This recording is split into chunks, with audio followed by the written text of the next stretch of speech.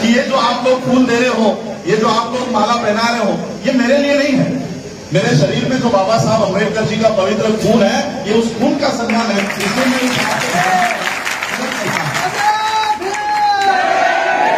लेकिन मैं एक बात और कहना चाहता हूं, बाबा साहब ने अपने 4 बच्चे अगर इस जमीन में नहीं गाड़े होते तो आज हमारे बच्चे भी जिंदा नहीं दिखते। बाबा साहब का परिवार सिर्फ 2-4 लोगों का नहीं है। मैं रिश्ते से, खून से तो बाबा साहब का परपोता तो हूं ही, लेकिन विचारों से मैं बाबा साहब का सुपुत्र हूं। और मैं आप लोगों को कहना चाहता हूं कि इस देश में हर वो व्यक्ति जो बाबा साहब के विचारों पे चलता है, वो बाबा साहब का खून है, वो बाबा साहब का और इसलिए हम लोगों को विचारों के लोग तैयार करने हैं, चाहे वो अलग अलग संगठनों में हो, लेकिन हमारा आंदोलन एक होना चाहिए। और तब यह आंदोलन अगर एक होता है तब हमारी ताकत भी, ये जो अलग अलग उंगलियां हैं, एक होने पर ये मुट्ठी बन जाएगी। आज जो लोग इस देश के संविधान के खिलाफ है, ये मुट्ठी अगर उनके मुंह पर पड़ी तो ऐसे लोग फिर कभी उठकर खड़े नहीं हो पाएंगे। इसलिए हमारे अगर दुश्मन एक है तो हमारा आंदोलन भी एक होना चाहिए, हमारी लड़ाई भी एक होनी चाहिए।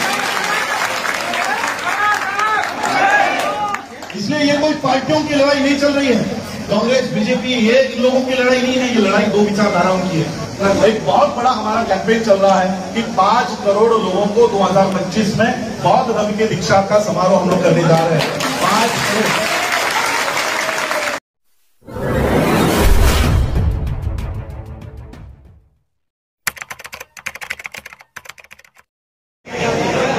आज मैं पूरे भारत भर में मैं जो दौरा कर रहा हूं, वो केवल फोटोज के लिए और मिलकर ये मिशन आगे नहीं बढ़ने वाला। हम लोगों को बाबा साहब अम्बेडकर जी ने जो अधिकार दिए, उन अधिकारों को आज बचाने की नौबत आ गई। आज 70-72 सालों बाद बाबा साहब ने जो हमारे लिए इस देश के संविधान के माध्यम से जो बाबा साहब ने हमारे लिए हम पर अधिकार दिए हैं, उसे बचाने की नौबत है। और इसलिए मैं आप लोगों से उस तरह की डिसिप्लिन मेंटेन करने की मैं रिक्वेस्ट करता हूं, आप लोगों से विनती करता हूं। मुझे देखने या मुझसे मिलने या मेरे फोटोज निकालने से कुछ नहीं होने वाला। बंदे जी हमेशा कहते हैं कि व्यक्ति की उम्र 50, 60, 70, 80 साल होगी। 70 साल की उम्र है मेरी, 70 साल तक का जीवन मुझे मिला है। 70 साल के जीवन जिसको मिला है, उसके साथ फोटो लेने के बजाय 2500 सालों से जो हमारी ये जो विचारधारा चली आ रही है, हमको उसको बचाना है। 70 साल के पीछे में भागो,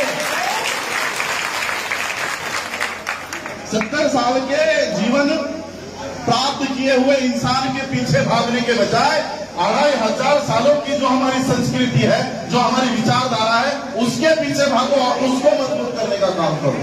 और इसलिए मैं आप लोगों के भावनाओं का कदर करता हूं। और मैं ये भी मानता हूं कि ये जो आप लोग फूल दे रहे हो, ये जो आप लोग माला पहना रहे हो, ये मेरे लिए नहीं है।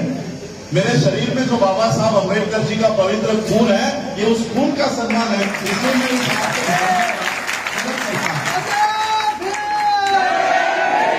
लेकिन मैं एक बात और कहना चाहता हूं कि आप लोग मुझे बाबा साहब अम्बेडकर जी के परिवार का सदस्य होने के नाते यहाँ पर देखने के लिए, सुनने के लिए आए। लेकिन बाबा साहब का परिवार क्या 4 लोगों का परिवार था? क्या बाबा साहब के परिवार में केवल उनके बेटे और उनके भतीजे ही थे? बाबा साहब के 4 बच्चे मर गए, 4। लेकिन बाबा साहब अपने 4 बच्चों को बचाने के लिए घर में बैठे नहीं थे। बाबा साहब के 4 बच्चे मर गए। पहला बच्चा गंगाधर जब बीमार था, तब बाबा साहब अम्बेडकर प्रदेश में थे। माता रमाई ने बाबा साहब अम्बेडकर जी के नाम से खत लिखा कि बाबा साहब गंगाधर बहुत बीमार है, उसको दवाई के लिए मेरे पास पैसे नहीं है, तो कुछ पैसे भेजिए। बाबा साहब ने खत लिखा और खत में लिखा कि रामू, मेरे पास भी पैसे नहीं है, मैं भी दिन में एक ब्रेड का टुकड़ा खाकर दिन गुजार रहा हूं। अगर हमारा बच्चा नहीं बच सकता तो हमें उसे जाने देना चाहिए। बाबा साहब अम्बेडकर जी के ऐसे एक नहीं, दो नहीं, तीन नहीं, 4 बच्चे मर गए। कुछ ऐसे हालातों में जो बाबा साहब के पास पैसे नहीं थे, और कुछ बच्चे तो ऐसे हालात में मर गए जब बाबा साहब के पास पैसे आ गए थे। पैसे आने के बावजूद बाबा साहब का बच्चा, आखिरी बच्चा राजरतन, जो आज मेरा नाम है, उस नाम का बाबा साहब का चौथा बच्चा था। ये जब बीमार पड़ गया, बाबा साहब के पास पैसे भी थे, लेकिन उस बच्चे को हाथ लगाने वाला कोई डॉक्टर नहीं था। ये अछूतों के बच्चों को हम हाथ नहीं लगाते, इसलिए बाबा साहब के बच्चों को किसी ने हाथ नहीं लगाया। आज आपके बच्चे को अगर 100 डिग्री बुखार भी आ जाए तो आप आपके यहाँ के सबसे महंगे डॉक्टर के पास जाकर अपने बच्चे को ठीक करवाते हो। आज आपके बच्चे जो आज यहाँ पर दिखाई दे रहे हैं, बाबा साहब ने अपने 4 बच्चे अगर इस जमीन में नहीं गाड़े होते तो आज हमारे बच्चे भी जिंदा नहीं दिखते। बाबा साहब का परिवार सिर्फ 2-4 लोगों का नहीं है। मैं रिश्ते से, खून से तो बाबा साहब का परपोता तो हूं ही, लेकिन विचारों से मैं बाबा साहब का सुपुत्र हूं। और मैं आप लोगों को कहना चाहता हूं कि इस देश में हर वो व्यक्ति जो बाबा साहब के विचारों पे चलता है, वो बाबा साहब का खून है, वो बाबा साहब का विचारों का बेटा है। और इसलिए हम लोगों को विचारों के लोग तैयार करने हैं। आज यहाँ पर हमारे दौरों का उत्तर प्रदेश में जो सारे अलग अलग जिलों में दौरे लगे हैं, बंदे सुमित रतन जी के नेतृत्व में, सभी अम्बेडकराइट्स लोगों के नेतृत्व में, इसका एक उद्देश्य है।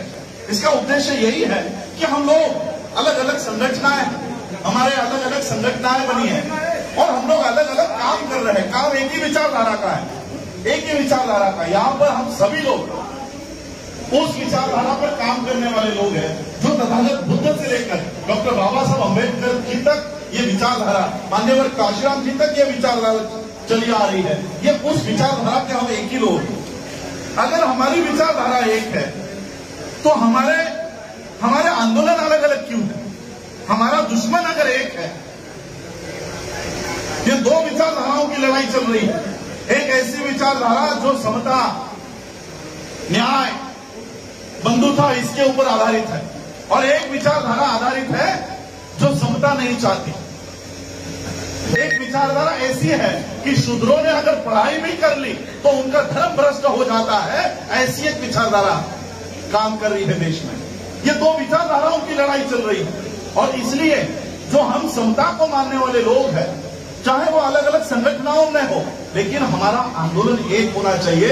और तब यह आंदोलन अगर एक होता है तब हमारी ताकत भी, ये जो अलग अलग उंगलियां हैं, एक होने पर ये मुट्ठी बन जाएगी। आज जो लोग इस देश के संविधान के खिलाफ है, ये मुट्ठी अगर उनके मुंह पर पड़ी तो ऐसे लोग फिर कभी उठकर खड़े नहीं हो पाएंगे। इसलिए हमारे कार्यक्रमों का उद्देश्य यह है कि जितने भी अलग अलग संगठन हैं, चाहे वो बाबा साहब अम्बेडकर जी के नाम पर बनी हो, तथागत बुद्ध के नाम पर बनी हो, गुरु रविदास जी के नाम पर बनी हो, संत कबीर मठ के लोग हो, वाल्मीकि समाज के लोग हो, हमारे संगठन भले अलग अलग हो, लेकिन हमारा आंदोलन एक होना चाहिए। और ये इसलिए एक होना चाहिए क्योंकि जो अधिकार बाबा साहब हमको देकर गए हैं, आज उन अधिकारों को छीनने वाले लोग, खत्म करने वाले लोग आज यहाँ पर इस देश में हुक्मरान बन बैठे हैं।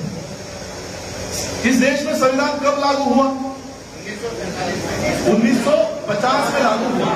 1949 में बाबा साहब ने इस देश को संविधान दिया। 1950, आज 2021 है, कितने साल हो गए? 71। मनुस्मृति कितने सालों तक थी इस देश में?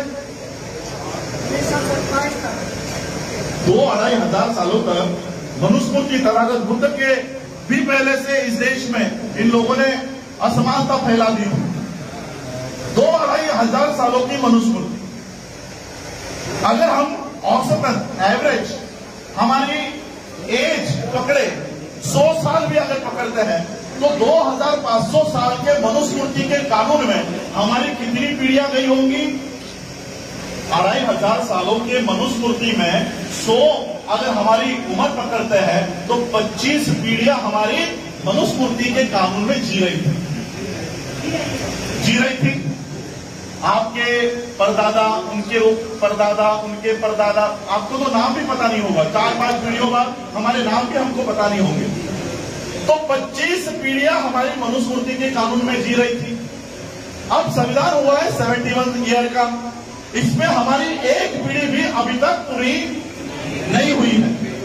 लेकिन 2500 सालों के मनुस्मृति को 70 साल के संविधान से डर लगने लग गया। ऐसा क्यों? ये डर क्यों है? 70 सालों में ही इस देश के संविधान को क्यों हटाया जा रहा है? एक आर्टिकल 21C कहता है कि इस देश में एजुकेशन, शिक्षा, ये सभी स्टेट्स की जिम्मेदारी होगी। अब ये आर्टिकल खत्म कर दिया गया। न्यू एजुकेशन पॉलिसी 2020 लाया है और कहा है कि अब ये स्टेट, कोई भी स्टेट एजुकेशन नहीं देगा। एजुकेशन कौन देगा? अडानी, अंबानी, ऑक्सफोर्ड, कैम्ब्रिज, ये देंगे। यानी जिन स्कूलों में हमारे बच्चे शिक्षा प्राप्त करके IAS बन रहे थे, अब ऐसे स्कूल तैयार होंगे जहां पर हमारे बच्चे दहलीज पर भी पैर नहीं रख पाएंगे। तो ये क्यों खत्म कर रहे हैं? ऐसा क्या लिखा है बाबा साहब ने संविधान में? ऐसा क्या है संविधान जो 2500 साल की मनुस्मृति इस संविधान से डर रही है? ऐसा क्या लिखा है? चलिए मैं उदाहरण के साथ आप लोगों को संविधान क्या है और मनुस्मृति क्या थी यह आप लोगों को बताना चाहूंगा। और यह उदाहरण मैं किसी XYZ आदमी का नहीं लूंगा, यह उदाहरण मैं खुद बाबा साहब का लेना चाहता हूं। मनुस्मृति के कानून में बाबा साहब के साथ क्या हुआ करता था और संविधान में हमारे साथ क्या हो रहा है। बाबा साहब जब 7-8 साल के थे तब उनके पिताजी मिलिट्री में थे और कई महीने वो घर पर नहीं आते थे।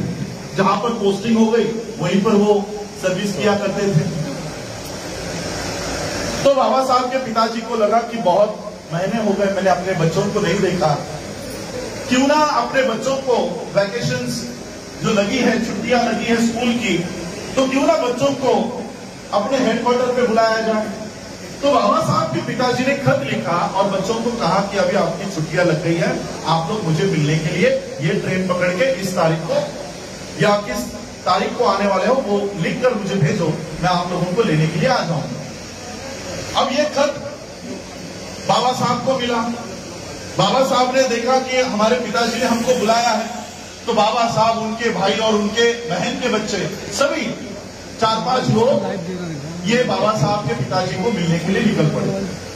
अब बाबा साहब ने खत लिखा कि हम ये ट्रेन पकड़ के इस तारीख को आ रहे हैं, लेकिन ये खत, ये टेलीग्राम बाबा साहब के पिताजी को मिला ही नहीं। अब उनको पता ही नहीं था कि बच्चे कब आने वाले हैं और बच्चे ट्रेन पकड़ के निकल गए। ट्रेन पकड़ के निकल गए, जिस प्लेटफॉर्म पे, जिस स्टेशन पे उतरने के लिए कहा था वहां पर उतर गए और बच्चे राह देख रहे अपने पिता, और पिता को पता ही नहीं कि बच्चे आ गए। बाबा साहब स्टेशन पे खड़े हैं, उनके भाई, उनके बहनों के बच्चे। स्टेशन मास्टर ने देखा ये अच्छे घर के लड़के दिख रहे हैं, बच्चे दिख रहे हैं, तो स्टेशन मास्टर उन बच्चों के पास आया। उसने देखा ट्रेन चली गई, सभी लोग चले गए, ये बच्चे क्यों रुके हैं? स्टेशन मास्टर ने बच्चों को पूछा, बाबा साहब को पूछा कि आप लोगों को कहां जाना है? तो बाबा साहब ने वो खत दिखाया कि मेरे पिताजी मिलिट्री में ऑफिसर हैं और उन्होंने हमको मिलने के लिए बुलाया। स्टेशन मास्टर को लगा ये बड़े ऑफिसर के बच्चे हैं, तो स्टेशन मास्टर ने वहीं पर एक बैलगाड़ी खड़ी थी, बैलगाड़ी वाले को बुलाया और कहा कि ये बच्चे अच्छे घर के लग रहे हैं, बड़े अफसर के बेटे हैं, बच्चे हैं, इनको ये पते पर छोड़ दो। तो बैलगाड़ी वाले ने उन बच्चों को, बाबा साहब को बैलगाड़ी में बिठाया और जैसे ही बैलगाड़ी ये बाबा साहब के पिताजी जहां पर रुके हुए थे वहां के लिए निकल पड़ी, वो बैलगाड़ी वाला बच्चों से चर्चा करना शुरू कर दिया, बात करना शुरू कर दिया, कौन गांव के हो, कहां से हो, और धीरे धीरे क्यों कौन से जाति के हैं ये भी उसने पता करवाया।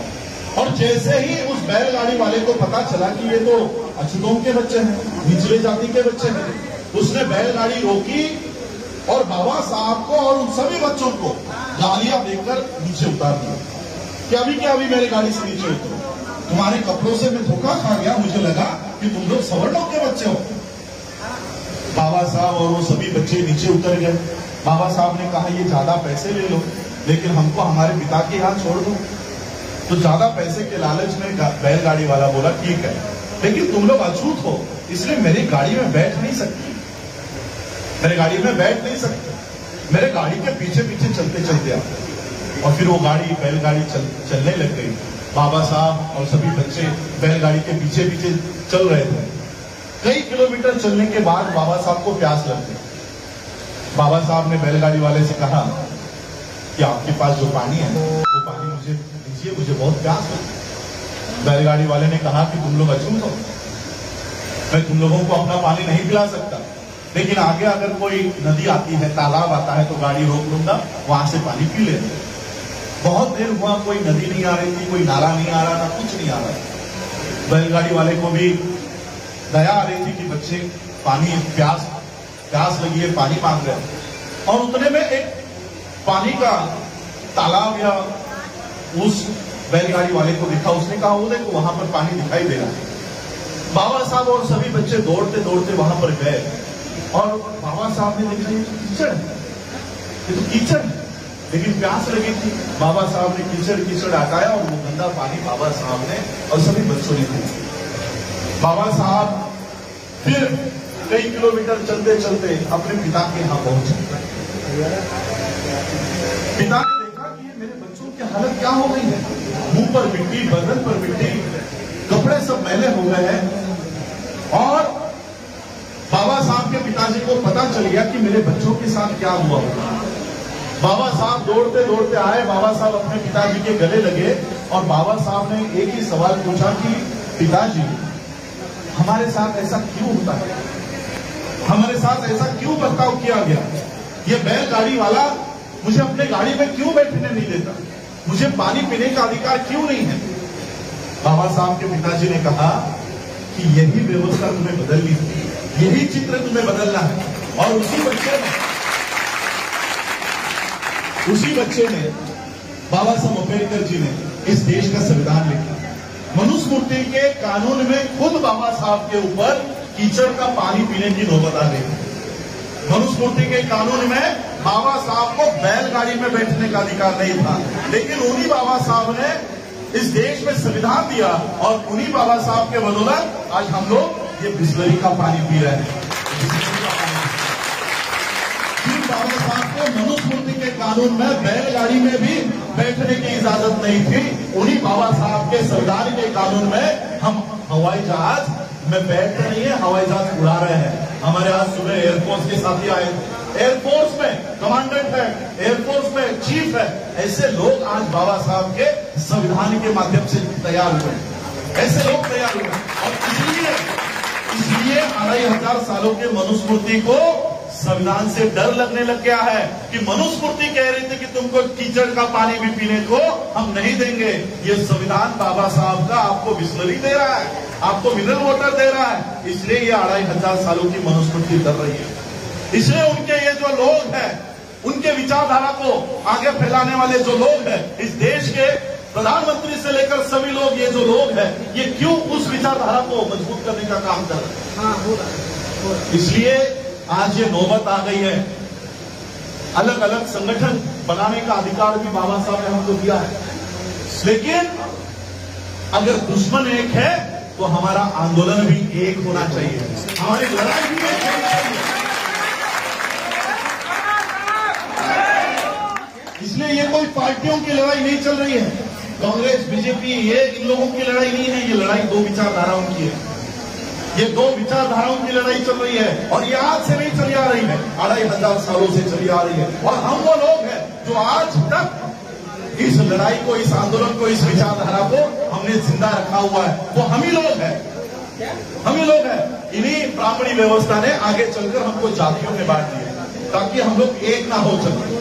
ये रविदासिया, ये चमार, ये वाल्मीकि, पता नहीं कितने सारी जातियों में हम लोगों को बांट कर रखा है, लेकिन हम आज भी जर्मन संस्कृति के लोग हैं। इसलिए हम लोग आज यहाँ पर जो आए हैं वो आप सभी लोगों को एक करके बाबा साहब के दिए हुए हमको अधिकार को बचाने के लिए यहाँ पर आए हैं।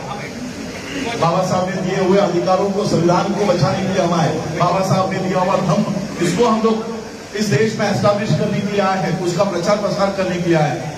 मैं आप लोगों की, क्योंकि हमको फिर आगे चलकर हरदोई में भी जाना है, तो मैं अधिक भाषण नहीं करूंगा, लेकिन एक बात मैं और आप लोगों को बताना चाहूंगा, आप लोगों से शेयर करना चाहूंगा कि बहुत लोग, क्योंकि मैं आज पहली बार यहाँ पर आया हूँ और मुझे पता नहीं कि मेरे पहले भी बाबा साहब के परिवार से अगर यहाँ कोई आया है नहीं आया, मुझे इसकी जानकारी नहीं है, लेकिन सबसे पहले आप ही आए हैं। अच्छा, तो सबसे पहले बाबा साहब के परिवार से मैं यहाँ पर आया हूँ, तो मैं आप लोगों को बताना चाहता हूँ। मैं अलग अलग राज्यों में जब जाता हूँ तो वहां के लोगों को बाबा साहब का संपत्ति जानने का बहुत उत्सुकता रहती है कि बाबा साहब की प्रॉपर्टी क्या है, बाबा साहब के पास कितने बंगले थे, बाबा साहब के पास कितने स्कूल है, कितने कॉलेज है, बाबा साहब की प्रॉपर्टी कितनी है। देखिए, मैं आप सभी लोगों को बताना चाहूंगा, बाबा साहब अम्बेडकर जी 4 डिपार्टमेंट के 4 खातों के मंत्री रहे। उनके पूरे जीवन कार्यकाल में 4 खातों के मंत्री बाबा साहब रहे थे। आज हमारे यहाँ का एक सरपंच भी बन जाता है तो 7 पीढ़ियों को कमा कर रख के चला जाता है कि इतना पैसा वो इकट्ठा करता है, लेकिन बाबा साहब तो 4 खातों के मंत्री थे, तो कितना सारा पैसा जमा किया होगा बाबा साहब ने। बाबा साहब का जब महापरिनिर्वाण हुआ तब उनके बैंक अकाउंट में 15,000 रुपए थे, 15,000, और किसी बैंक का बाबा साहब पे कर्जा था। 4 खातों के मंत्री होने के बावजूद बाबा साहब अम्बेडकर जी के पास 15,000 रुपए।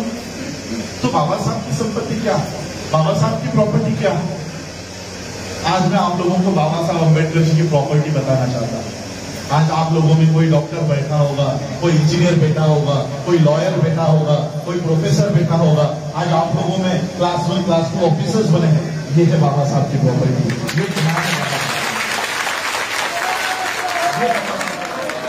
और इस प्रॉपर्टी का हिस्सा लेने के लिए मैं आया, इस प्रॉपर्टी में से हिस्सा लेने के लिए आप लोगों का योगदान हमें चाहिए। बाबा साहब अम्बेडकर जी के जो हक और अधिकार बाबा साहब ने दिए हैं, उसको बचाने के लिए आपका साथ चाहिए, आपका सहयोग चाहिए। जो इस देश का इंटेलेक्चुअल वर्ग है, उनको हम बताना चाहते हैं, उनको हम अपील कर रहे हैं कि आप लोग इस मूवमेंट को, हम लोगों को जो हम ये मूवमेंट चला रहे हैं, इसको सपोर्ट कीजिए। आज हम लोग आप लोगों को अपील कर रहे हैं, इसलिए मैं आज यहीं पर आप लोगों के यहाँ पर उन्नाव की धरती पर यहाँ पर हूँ। मैं आप लोगों से आपके छोटा छोटा जो आपका सहयोग है, साथ है, वो आप लोगों का साथ चाहूंगा। और बाबा साहब ने जो ये मिशन हम लोगों के आगे सौंप कर गए कि इसको बचाए रखना है इसको। और मैं और एक अपील करना चाहूंगा कि हम लोग आज जो काम कर रहे हैं, अपनी स्वतंत्र व्यवस्था खड़ी करने का भी काम हम लोग कर रहे हैं। अपनी स्वतंत्र व्यवस्था, आज आप लोगों के बच्चे जिन स्कूलों में जाते हैं, जिन शिक्षा के केंद्रों में पढ़ाई करने के लिए जाते हैं, उनको ब्राह्मणवादी शिक्षा के अनुसार ढाला जाता है। गुरु ब्रह्मा गुरु विष्णु का पढ़ाई उनके घरों में, आपके घरों में छोड़ी जाती है। और इसलिए मैं कहना चाहता हूं कि 70-72 साल इस देश के संविधान को हुआ है, तो क्या इन 70 सालों के संविधान का बेनिफिट लेकर हम अपनी शिक्षा की व्यवस्था नहीं खड़ी कर सकते? इसलिए आज आप लोगों के पास ये विहार है। मैं ये कहूंगा कि इस विहार के साथ साथ एक ऊपर और एक मंदिर बनाई जाए, जिसमें हमारे बच्चे शिक्षा प्राप्त करें, हमारी खुद की शिक्षा। हमको किसी और के शिक्षा की व्यवस्था में अपने बच्चों को नहीं डालना। हमारी खुद की शिक्षा, जो हमारे भविष्यों का आंदोलन हमारे आने वाली नस्लों को, हमारे आने वाली पीढ़ियों को समझाया जाए। इसलिए आज मैं यहीं पर अपनी वाणी को विराम दूंगा। मैं बंते जी को भी हमें सुनना है, और आप लोगों ने मुझे यहाँ पर आमंत्रित किया, इतना बड़ा सत्कार समारोह किया, उसके लिए मैं आप सभी लोगों का आभार भी व्यक्त करता हूँ।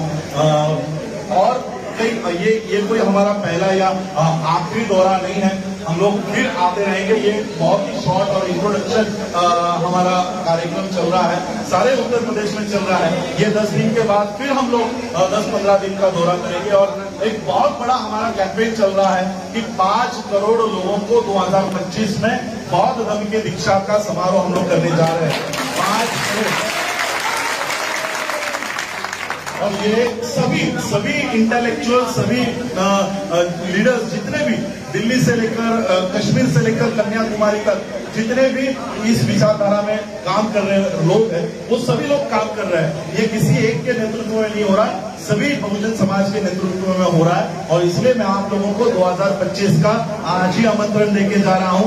2025 के अशोका विजयादशमी के दिन प्लेस कहां पर है ये डिक्लेयर किया जाएगा। उस दिन आप सभी लोगों को बौद्ध धर्म की दीक्षा लेने के लिए आप सभी उन्नाव के लोगों को मैं आमंत्रित कर रहा हूं कि 2025 के अशोका विजयादशमी के दिन हम लोगों को बौद्ध धर्म के दीक्षा के समारोह में भी शामिल होना है। इतना ही मैं कहूंगा और अपनी वाणी को विराम देता हूं। जय हिंद, जय भारत।